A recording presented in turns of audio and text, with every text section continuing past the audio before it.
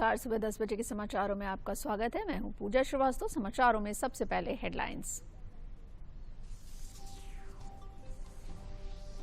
उपराष्ट्रपति आज पूर्वी एशिया शिखर सम्मेलन में लेंगे भाग। इस सम्मेलन में 10 आसियान देश और इसके 8 संवाद भागीदार भारत, चीन, जापान, दक्षिण कोरिया, ऑस्ट्रेलिया, न्यूजीलैंड, अमेरिका और रूस शामिल हैं। मुख्यमंत्री योगी आदित्यनाथ ने कल एक उच्च स्तरीय बैठक में डेंगू व अन्य संचारी रोगों की अद्यतन स्थिति की समीक्षा करते हुए रोकथाम के लिए प्रयासों को और तेज करने के दिए निर्देश।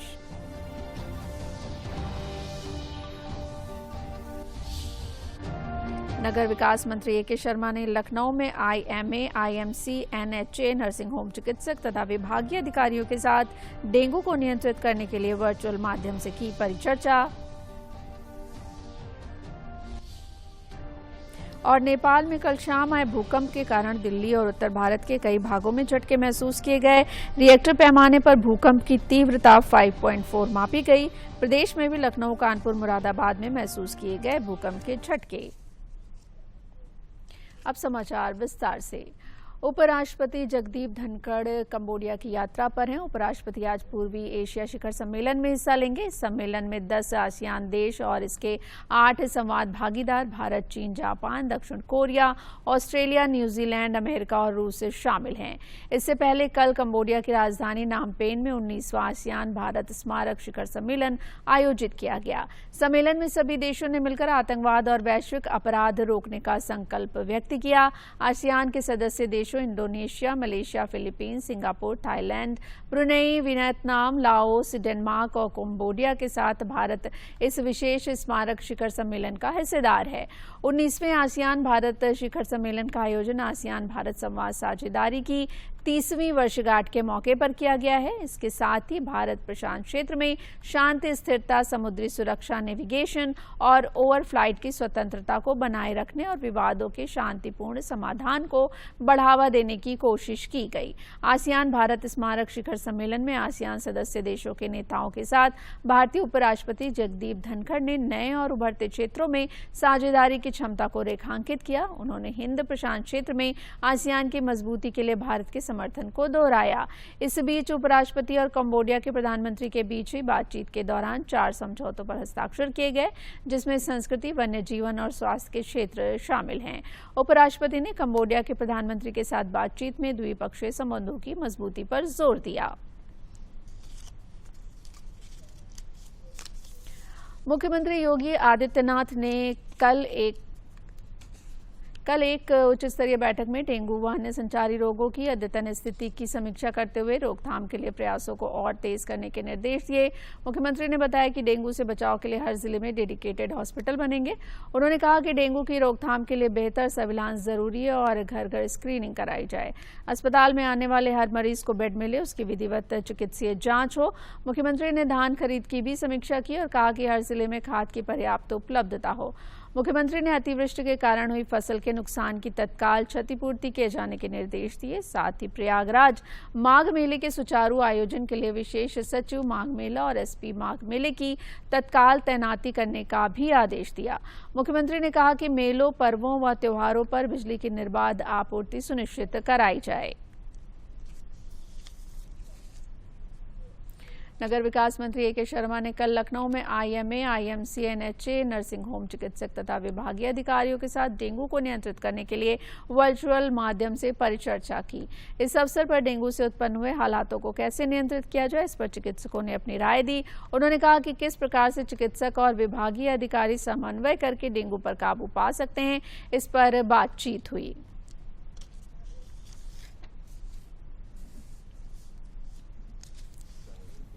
डेंगू के नियंत्रण के लिए हमने इंडियन मेडिकल एसोसिएशन आईएमए के डॉक्टरों को, IAP Indian association of paediatricians के डॉक्टरों को और आईएचए के डॉक्टरों को, एनएचए के डॉक्टरों को सबको इकट्ठा किया था।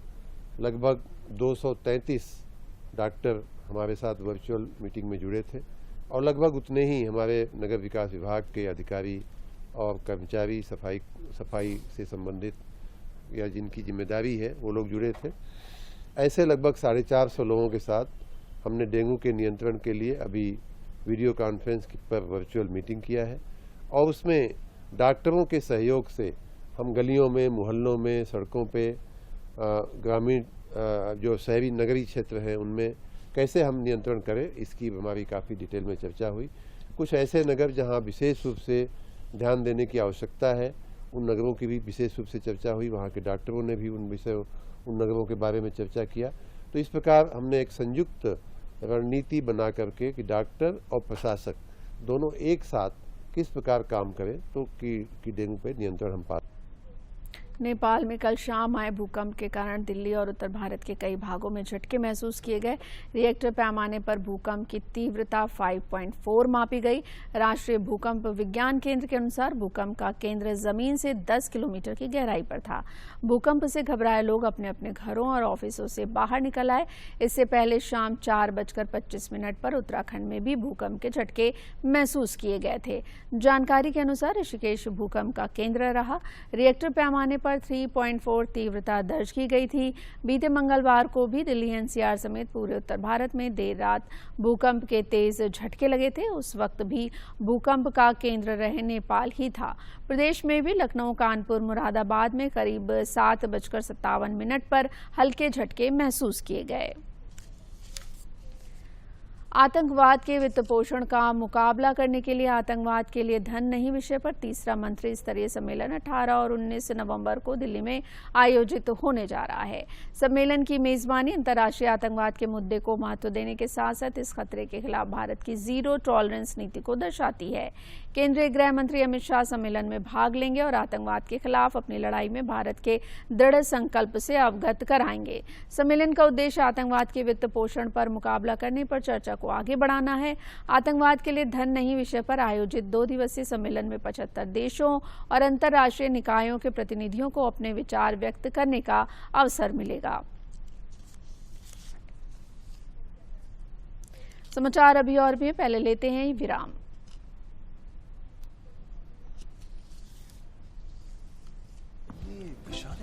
इसका सब प्रॉपर चलता है। कल उसके बैंक अकाउंट में 15,000 रुपए का फ्रॉड हुआ है, पता है? इसको तो कोई टेंशन ही नहीं होती है, देखना। टेंशन क्यों?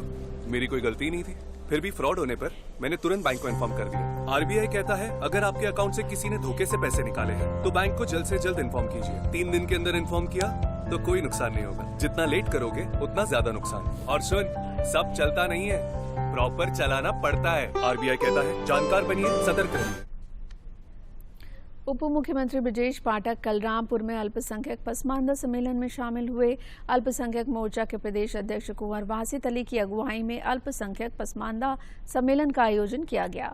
उप मुख्यमंत्री ने पत्रकारों से बात करते हुए कहा कि केंद्र और प्रदेश द्वारा संचालित योजनाओं में किसी तरह का कोई भेदभाव नहीं किया गया है, सबको बराबरी का हक दिया गया है। उन्होंने कहा कि पसमानदा मुस्लिमों को किसी तरह की कोई समस्या नहीं होने दी जाएगी और उनकी बात सरकार तक पहुंचाई जाएगी। इस अवसर पर पूर्व केंद्रीय मंत्री मुख्तार अब्बास नकवी के अलावा राज्य मंत्री दानिश आजाद अंसारी एवं सरदार बलदेव सिंह औलख उपस्थित रहे। आदरणीय प्रधानमंत्री नरेंद्र मोदी जी के नेतृत्व में सबका साथ, सबका विकास, सबका विश्वास के तहत हम लोग काम करेंगे और जो भी हमारी केंद्र सरकार और प्रदेश सरकार की लाभार्थी योजनाएं हैं, सब में अल्पसंख्यक समाज को मुख्य धारा में शामिल किया गया है। उनके जीवन स्तर में बदलाव लाने के लिए हमारी सरकार काम कर रही है।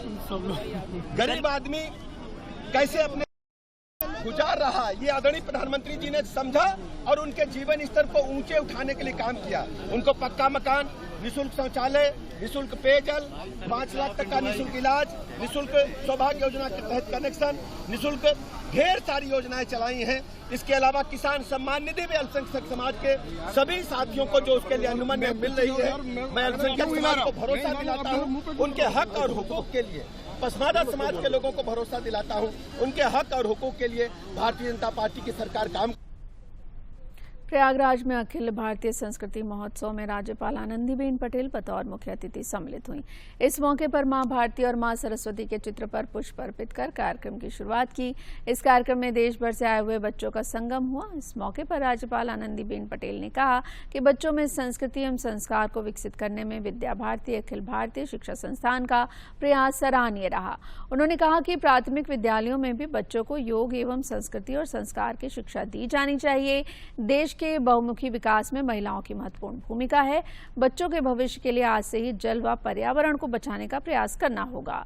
इस मौके पर अखिल भारतीय शिक्षा संस्थान कुरुक्षेत्र के अध्यक्ष यतीन्द्र, प्रयागराज की महापौर अभिलाषा गुप्ता नंदी भी मौजूद रहीं।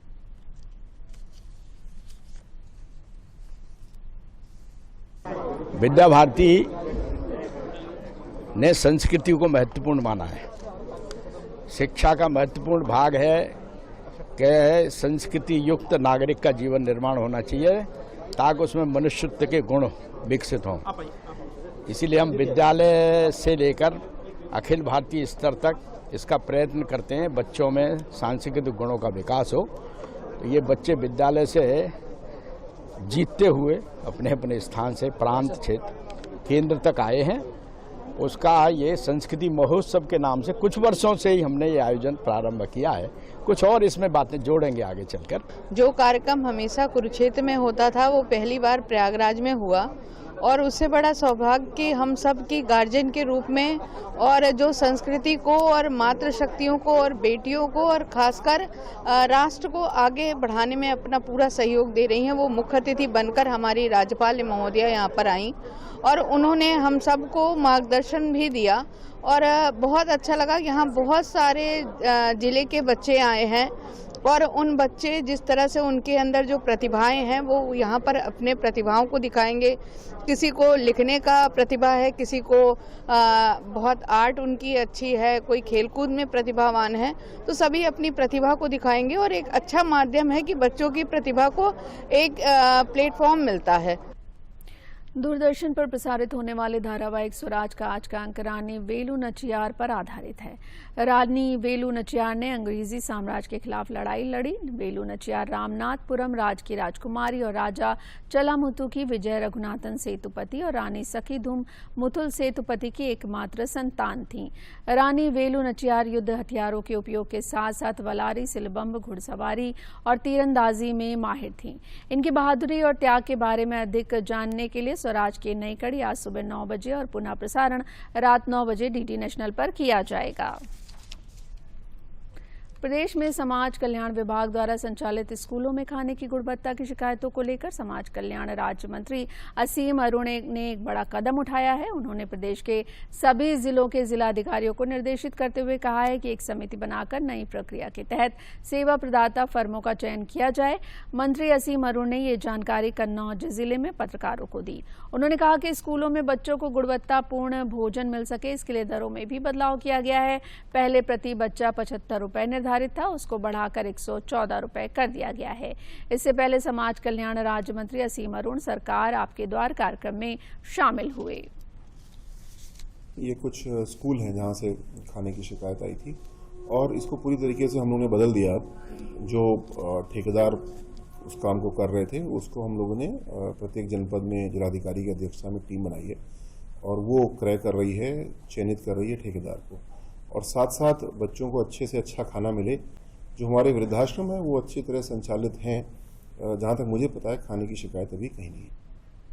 शाहजहांपुर में मंत्री लोक निर्माण विभाग जितिन प्रसाद ने शनिवार शाम को विकास भवन सभागार में लोक निर्माण विभाग के अधिकारियों एवं जनप्रतिनिधियों के साथ एक विभागीय बैठक की।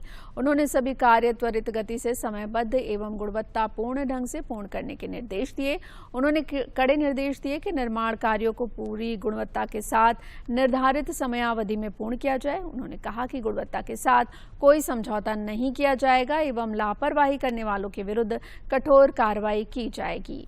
पत्रकार वार्ता में उन्होंने कहा कि पिछले महीने भारी वर्षा के कारण प्रदेश की सड़कें काफी क्षतिग्रस्त हो गई हैं। उन्होंने कहा कि प्रदेश की सड़कें जल्द से जल्द ठीक कराई जाएं।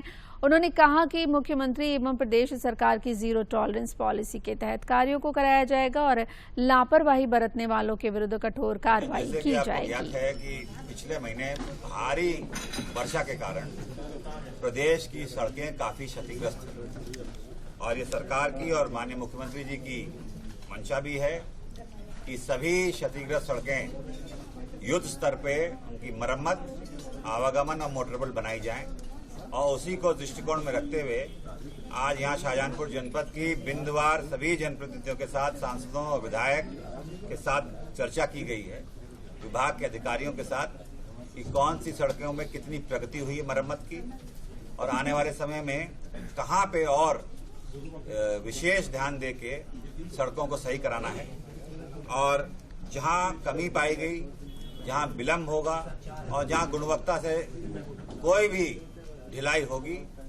तो सख्त से सख्त कार्रवाई होगी। माननीय मुख्यमंत्री जी की सरकार की जीरो टॉलरेंस पॉलिसी के तहत काम होगा और किसी तरीके की कोई भी ढिलाई या कमी बर्दाश्त। गोंडा में कर्नलगंज क्षेत्र में 14 लाख रुपए की लागत से बने नवनिर्मित क्षेत्र के हाईटेक पंचायत भवन का राज्य मंत्री स्वतंत्र प्रभार सहकारिता विभाग तथा भाजपा के प्रदेश महामंत्री जेपीएस राठौर ने उद्घाटन किया। कर्नलगंज पहुंचने पर राठौर का जोरदार स्वागत किया गया। उन्होंने कहा कि ये पंचायत भवन सचिवालय नहीं, विकास का मंदिर है। मुख्यमंत्री के भ्रष्टाचार पर जीरो टॉलरेंस नीति के तहत कार्य किया जा रहा है, जिससे भ्रष्टाचार को रोका जा सके और विकास को हर क्षेत्र में पहुंचाया जा सके। राष्ट्रीय ग्रामीण स्वराज योजना अंतर्गत निर्मित पंचायत भवन को सहकारिता मंत्री ने विकास का मंदिर कहकर प्रधानमंत्री और मुख्यमंत्री के निर्देशानुसार चलाए जा रहे विकास कार्यों का प्रतीक बताया, जिसको लेकर उन्होंने गांव के प्रधान सचिव, खंड विकास अधिकारी, एडीओ पंचायत तथा सभी संबंधित अधिकारियों को बधाई दी।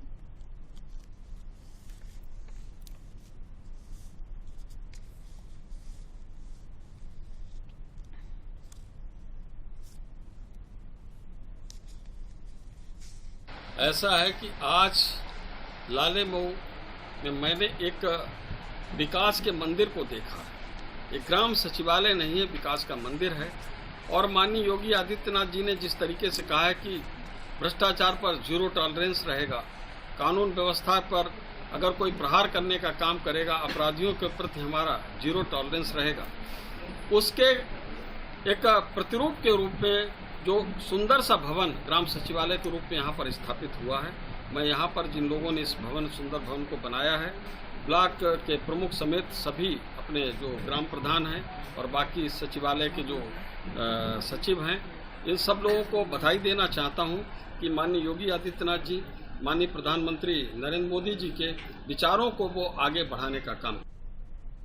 जनपद बलरामपुर में राज्य मंत्री गन्ना विकास एवं चीनी उद्योग विभाग उत्तर प्रदेश संजय सिंह गंगवार ने एक दिवसीय दौरे पर पहुंचकर विभागीय अधिकारियों के साथ समीक्षा बैठक की। इस अवसर पर मंत्री ने उत्तर प्रदेश डिस्टिलरी मजदूर संघ के अधिवेशन को भी संबोधित किया। राज्य मंत्री ने उत्तर प्रदेश डिस्टिलरी मजदूर संघ के 12वें त्रैवार्षिक अधिवेशन के उद्घाटन समारोह में मजदूर भाइयों को संबोधित किया।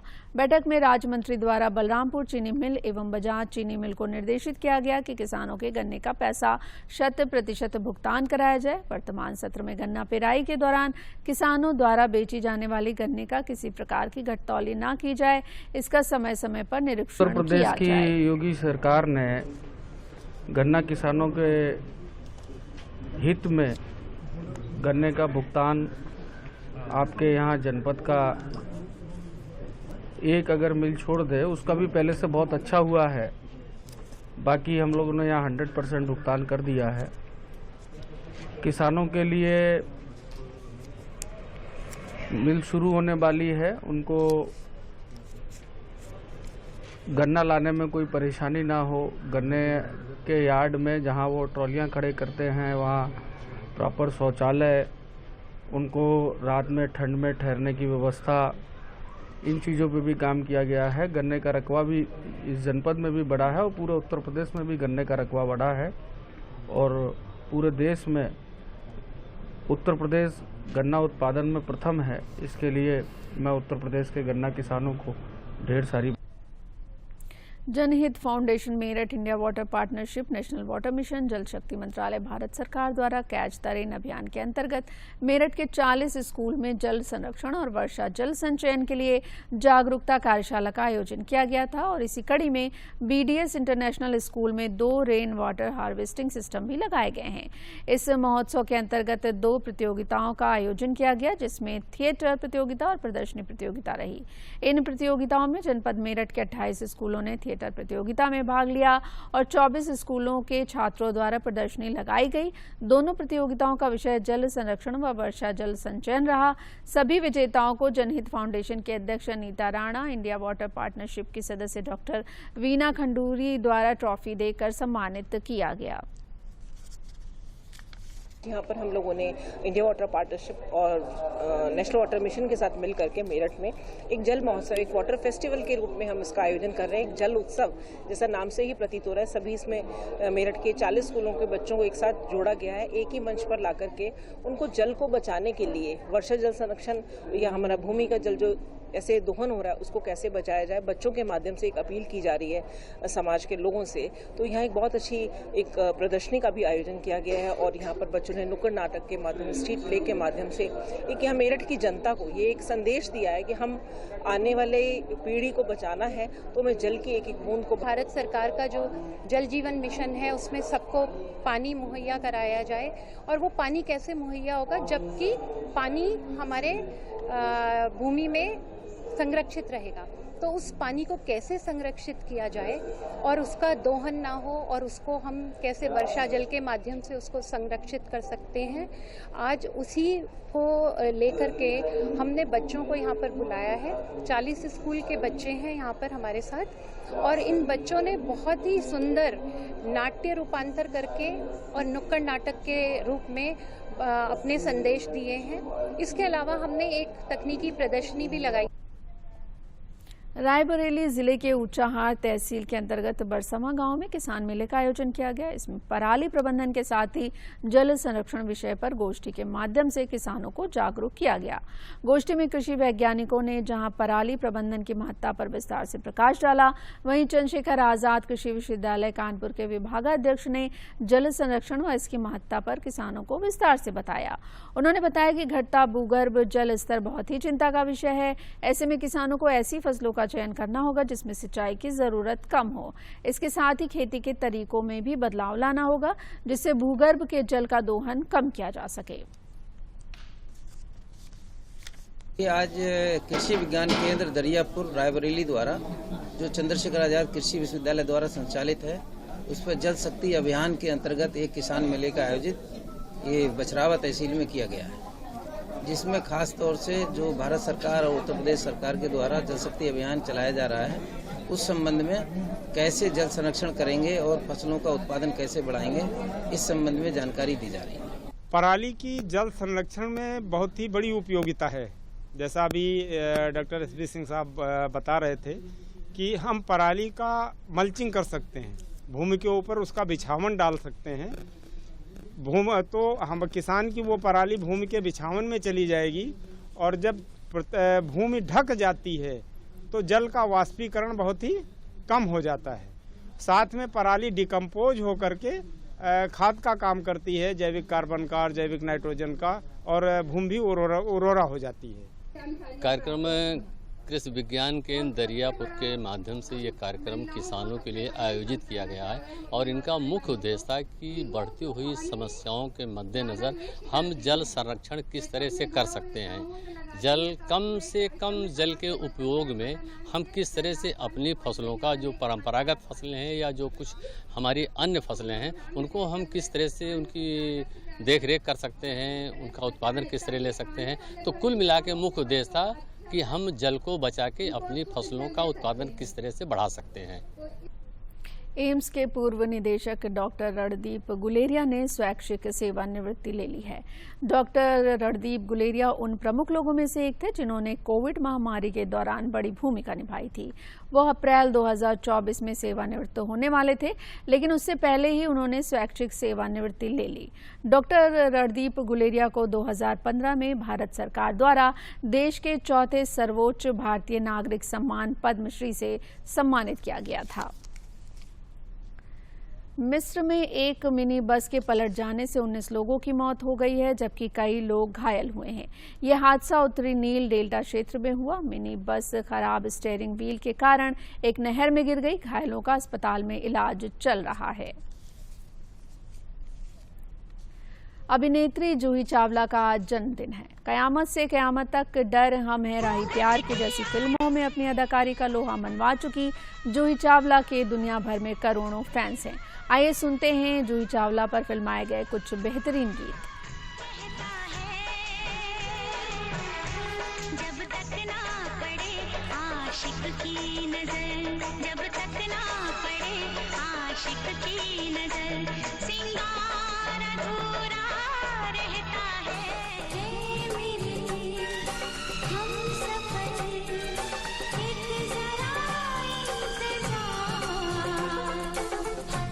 सदाई दे रही है मंजिल प्यार की।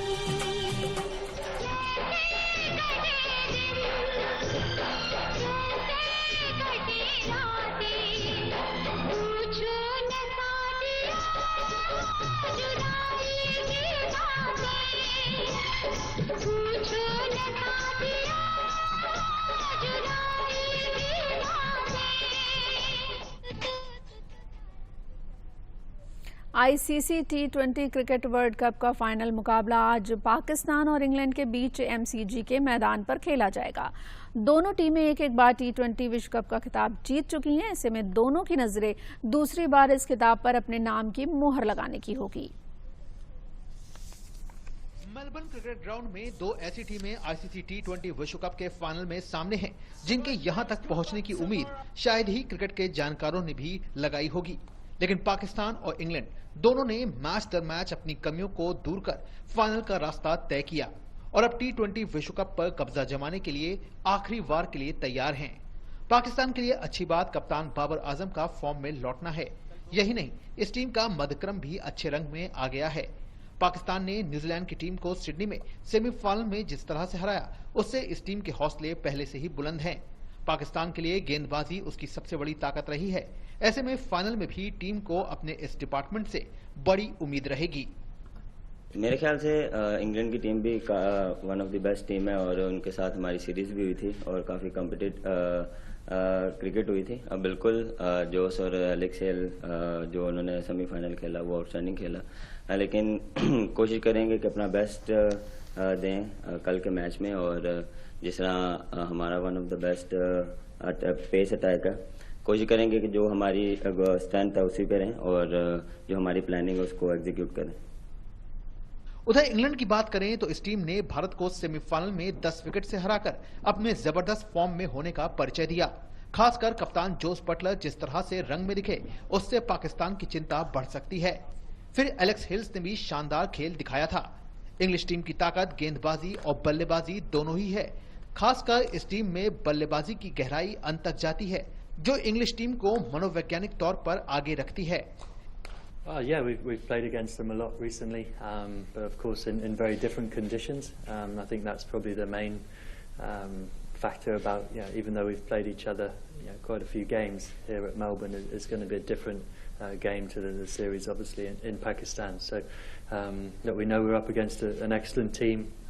That's exactly what you expect in a World Cup final, and we'll focus on them a little bit and focus on us a lot and what we need to do to prepare well today to turn up tomorrow and give the best account of ourselves.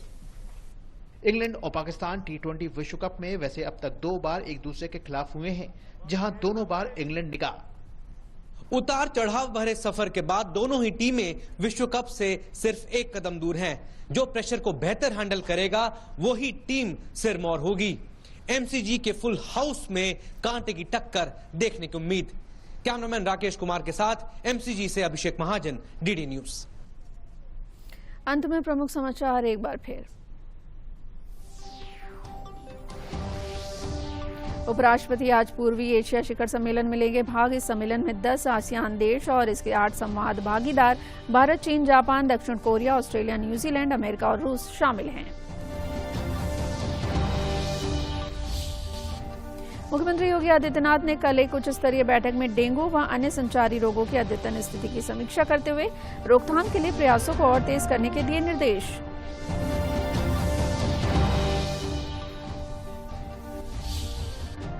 नगर विकास मंत्री A K. Sharma ने लखनऊ में IMA, IMC, NHA, nursing home चिकित्सक तथा विभागीय अधिकारियों के साथ dengue को नियंत्रित करने के लिए वर्चुअल माध्यम से की परिचर्चा।